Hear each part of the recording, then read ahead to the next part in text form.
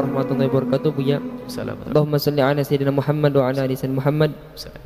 Buya, saya mempunyai suami yang suka melihat video-video perempuan tanpa busana. Bagaimana cara saya menegurnya, Buya? Terima kasih. Oh, menegur ya?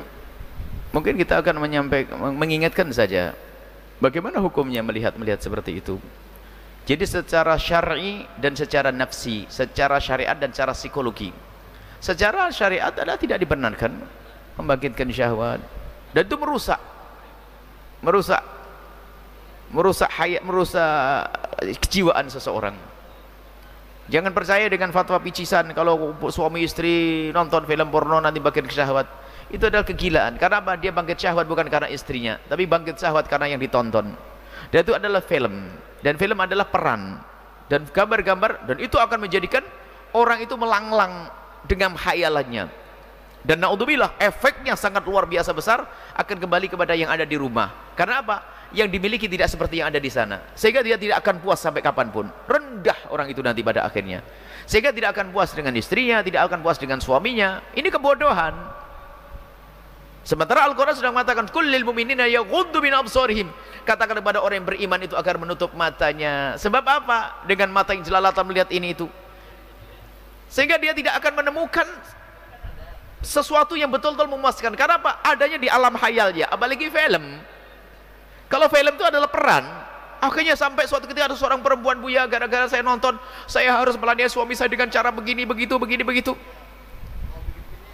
Masya Allah, adalah kehinaan. Dan ketahuilah bahwasanya dengan menjaga mata kita, menjaga hati kita, maka ketahuilah Allah akan memberikan keindahan yang luar biasa dengan yang halal yang ada dengan kita.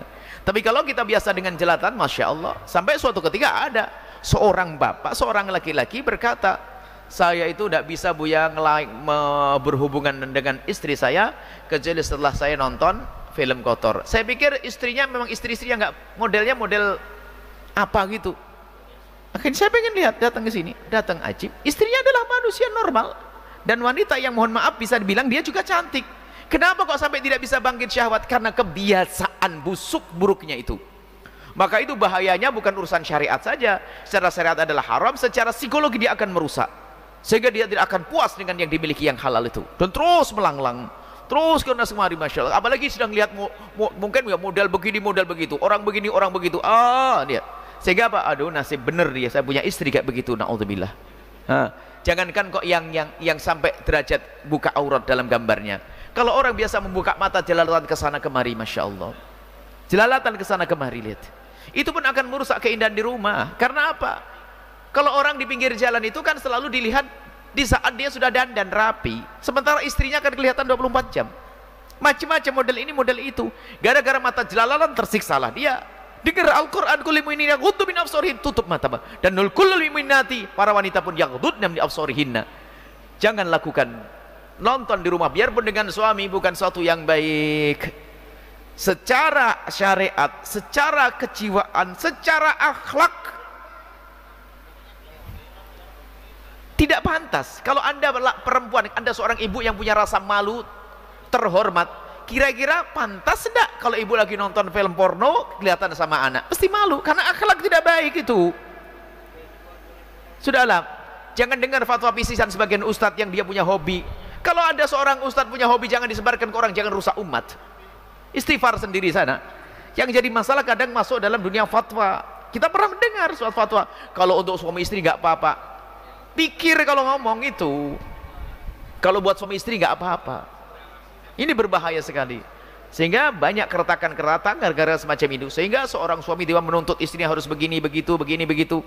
Yang punya istri begini, pengen begini. Yang perempuan juga demikian. Suamiku tidak memenuhi kebutuhan saya, karena apa? Suamiku tidak begini. Rusak semuanya. Dan sebab kehancuran nanti pada rumah tangga pada akhirnya. Wallahu a'lam bishawab. Anda ini masalahnya, masalah cara nasihatinya. Waduh, gak gampang nasihatinya. Nasihati tidak mudah.